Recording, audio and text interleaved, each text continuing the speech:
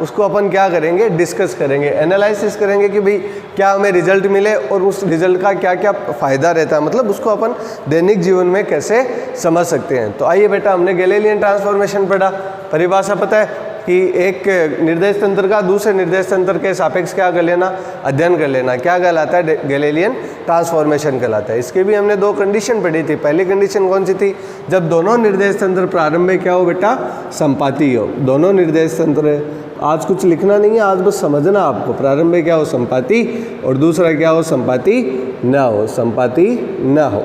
देखो बेटा, उस कंडीशन में क्या क्या क्या रिजल्ट मिलते हैं ना, तो संपाती होते हैं तब क्या रहता है कि भाई प्रारंभ में तो संपाती है और v वेग से क्या कर रहा है, गतिशील कर रहा है, तो t टाइम बाद में कितनी डिस्टेंस तय कर लेगा, vt। तो ऐसा कुछ पढ़ा था बच्चों, आपको याद हो तो बस थोड़ा सा आज आपको क्या करना है, रिवाइज करना है बस, ठीक है। इसको हमने बोला था r डैश, इसको बोला था r, और इसको बोला था r नोट। याद आया कुछ, है ना बेटा। r नोट की वैल्यू कितनी हो जाएगी, r नोट की वैल्यू हो जाएगी यहाँ पे v इंटू टी। क्यों, क्योंकि जो आपका s, दो निर्देश तंत्र लिए ना बेटा, s है s डैश, तो s डैश क्या है, s के सापेक्ष v वेग से, वो भी कौन सा, कांस्टेंट v वेग से क्या कर रहा था, मूव कर रहा था, ठीक है। प्रारंभ में तो क्या था, संपाती था, एक दूसरे के ऊपर ही था, लेकिन फिर जो s डैश है ना, वो कांस्टेंट वेलोसिटी v से क्या कर रहा था, मोशन कर रहा था। तो उस कंडीशन में हमने क्या निकाला, x के लिए क्या निकाली थी, इक्वेशन निकाली थी। बेटा याद हो तो वो इक्वेशन क्या थी,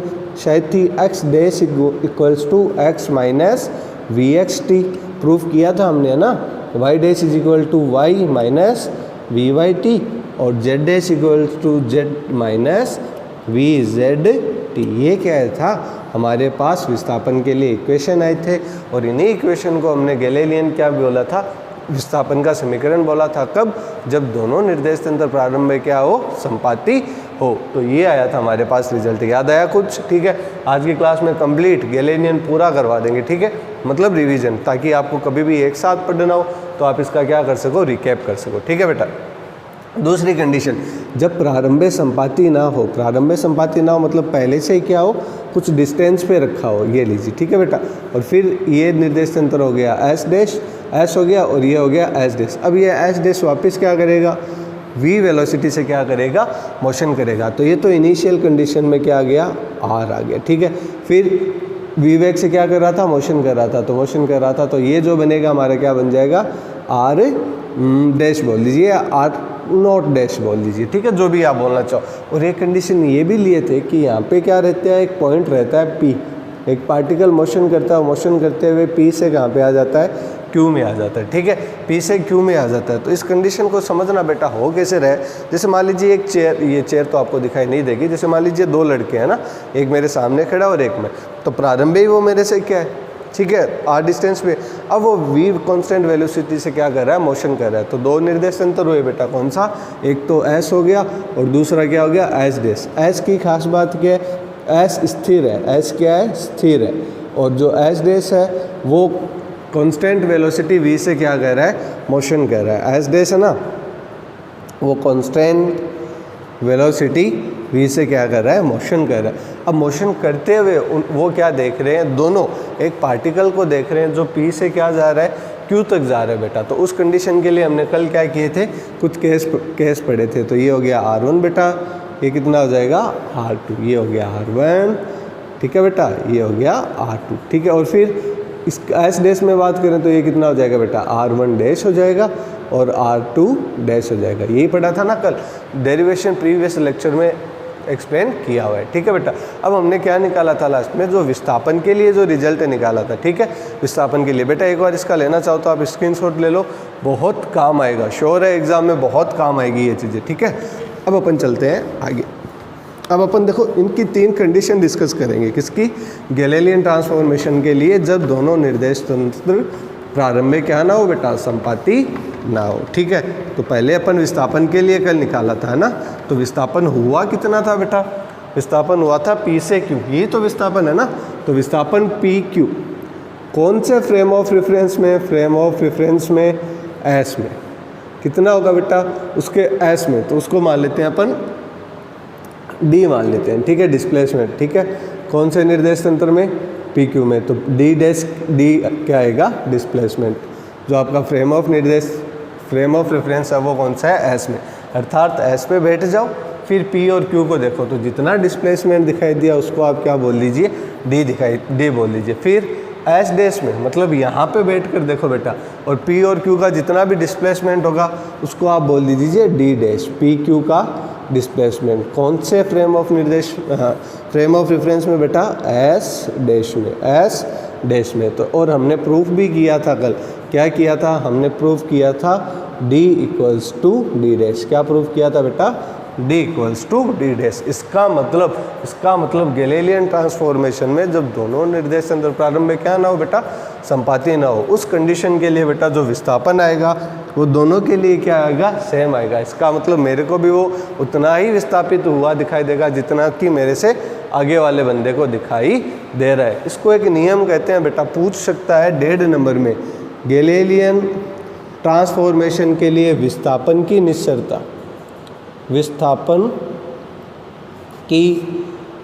इसको गैलीलियन की विस्थापन की निश्चरता कोवेरियंस ऑफ गैलीलियन ट्रांसफॉर्मेशन भी बोलते हैं। क्यों, क्योंकि दोनों के लिए विस्थापन की वैल्यू आएगी वो क्या आएगी बेटा, सेम आएगी। तो दैट मीन्स अपन बोल सकते हैं कि यह गैलीलियन के लिए क्या कहलाएगी, विस्थापन की निश्चरता। क्यों, क्योंकि इसमें डी और डी डैश अर्थात दोनों पार्टिकल्स के लिए जो डिस्प्लेसमेंट रहता है वो क्या रहता है बेटा, सेम रहता है। ठीक है, उसके बाद ये पहला डिस्कशन हुआ। ठीक है, अब अपन दूसरा डिस्कशन करेंगे किसमें, वेलोसिटी पे। किस पे करेंगे, वेलोसिटी पे। किस पे करेंगे बेटा, वेलोसिटी पे। तो वेलोसिटी पे डिस्कस करने के लिए पहले अपन को वेलोसिटी निकालनी होगी, और वेलोसिटी कल हमने निकाली थी, किससे निकाली थी याद हो तो, हमने कल ऐसा कुछ निकाला था क्या, r1 dash is equal to ऐसा कुछ r माइनस कितना था, r0 ऐसा कुछ करके है ना, और उसका जो हमने डिफ्रेंशिएट किया था तो हमारे पास जो वेलोसिटी निकल के आई थी v dash is equal to v1 minus कितना हो गया था, v, यही आया था ना। इसको आप एक बार के लिए बोल दीजिए इक्वेशन कैपिटल है। अब देखिए बेटा, वी डैश क्लियर है, कल पढ़ाया था, नहीं हो तो देख लेना, मिल जाएगा पूरा। वी डैश मतलब v1 माइनस वी, देखो वी डैश v1 वी क्या है, वी डैश तो है इस पार्टिकल का मोशन एस डैश के सापेक्ष, मतलब एस डैश के सापेक्ष पार्टिकल का मोशन, तो ये लीजिए। ठीक है, और v क्या है, v is nothing but v1 nothing but S में जो बैठा बंदा देख रहा है उसको जो दिखाई देगा वो कितना दिखाई देगा, v1। उसकी वेलोसिटी क्या है विथ रेस्पेक्ट टू s, कितनी है v1, और v क्या है, तो v है एस डैश का मोशन, किसके सापेक्ष, इसके सापेक्ष।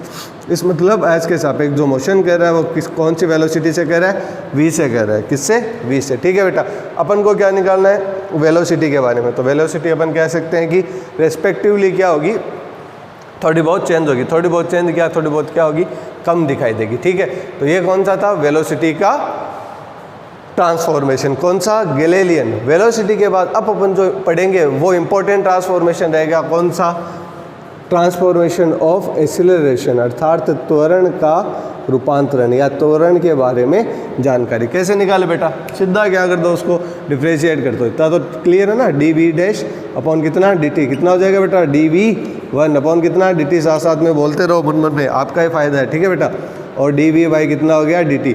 बताओ रे, इस इक्वेशन में कौन सी चीज़ कॉन्स्टेंट है, पहली, दूसरी, तीसरी, पहले का मतलब उस तरफ वाली, दूसरी या तीसरी, तो जो माइनस के आगे वाली तीसरी चीज़ है वो क्या है, कॉन्स्टेंट, क्योंकि अपन लेके चले एस डैश में जो वेलोसिटी v है वो कितनी है, कॉन्स्टेंट, मतलब एस डैश जो फ्रेम ऑफ रेफरेंस है ना, वो एस के सापेक्ष कौन सी वेलोसिटी, v से क्या कर रहा है, कॉन्स्टेंट वेलोसिटी से क्या कर रहा है, मोशन कर रहा है।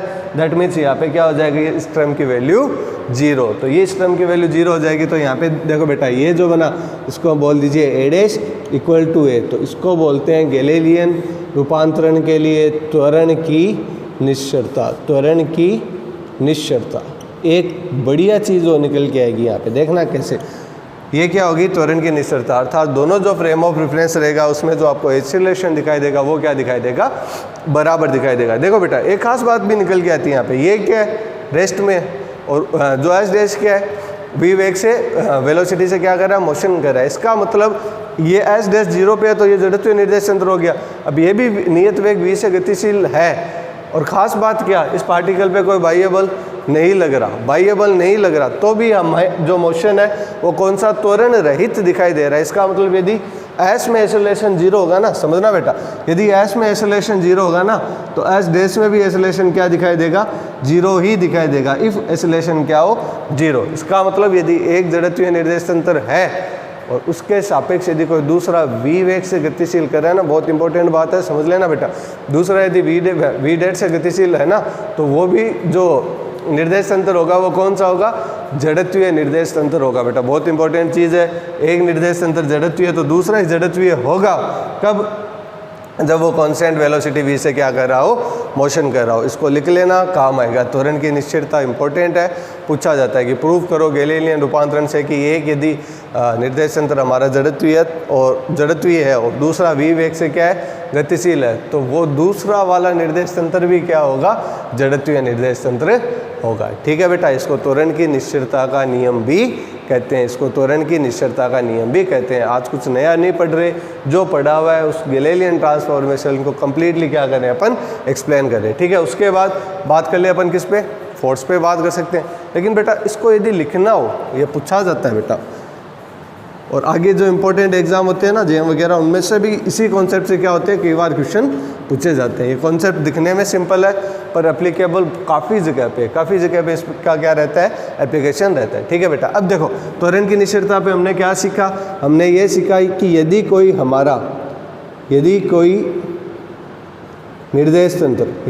निर्देश तंत्र पूरा लिखूंगा, देखना, निर्देश तंत्र, यदि कोई निर्देश तंत्र का मतलब कौन सा हो गया, एस निर्देश तंत्र। ठीक है, यदि कोई निर्देश तंत्र क्या है, हमारा जड़त्वीय, ठीक है, और उसके सापेक्ष विथ रेस्पेक्ट टू दिस, उसके सापेक्ष यदि कोई दूसरा निर्देश तंत्र एस डैश v अर्थात कांस्टेंट वेलोसिटी से क्या कर रहा हो, गति कर रहा हो, कांस्टेंट वेलोसिटी से क्या कर रहा हो, गति कर रहा हो। किताब में एक्सप्लेनेशन मिलेगा, सेम होगा, लेकिन ये सिंपल वे में होगा, समझना बेटा, ये सिंपल वे में जो हमने समझा है, किताब में एक्सप्लेनेशन मिलेगा, बस थोड़ा सा डिफिकल्ट रहेगा उसको एक्सप्लेन। हाँ, ये बात और वो बात एकदम बराबर मिलेगी आपको। ठीक है, तो एस डैश क्या कर रहा हो, गति कर रहा है, तो एस डैश भी क्या होगा, जड़त्वीय निर्देश तंत्र होगा, जड़त्वीय निर्देश तंत्र होगा। ये लीजिए बेटा, ये इंपॉर्टेंट था इसलिए बताया। क्या है कि यदि एस क्या है, जड़त्वीय है, तो जड़त्वीय के सापेक्ष यदि कांस्टेंट वेलोसिटी v से मोशन कर रहा है तो वो भी क्या होगा बेटा, जड़त्वीय होगा। तो यहाँ पे हमने समझा कौन सा, त्वरण का। अब अपन लास्ट पढ़ेंगे कौन सा, फोर्स का। किसका, फोर्स का। तो देखो बेटा, ये इसका आप लेना चाहो तो स्क्रीनशॉट ले लेना बेटा, सारी चीज़ें काम आने वाली है बेटा, सारी एग्जाम में पूछी जाएगी। ठीक है, देखो अब अपन को पढ़ना है किसका, बल का रूपांतरण। देखो बल का रूपांतरण, आओ बेटा चलो, ट्रांसफॉर्मेशन ऑफ फोर्स। ठीक है बेटा, देखो सीधा लिख दीजिए बल का रूपांतरण।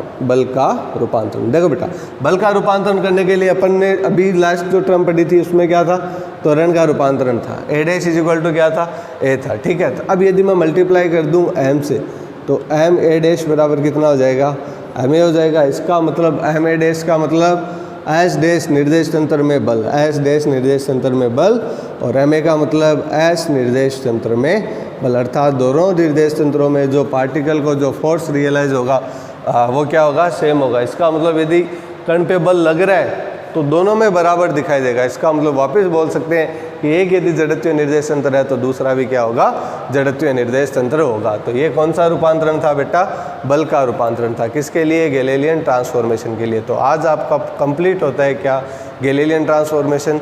इंपॉर्टेंट है बेटा, क्वेश्चन श्योर पूछे जाते हैं। अब जो अपन कल जी की जो मैकेनिक्स की क्लास होगी ना बेटा, उसमें अपन पढ़ेंगे संवेग संरक्षण, ठीक है, और ऊर्जा का संरक्षण। Thanks for this video watching. यदि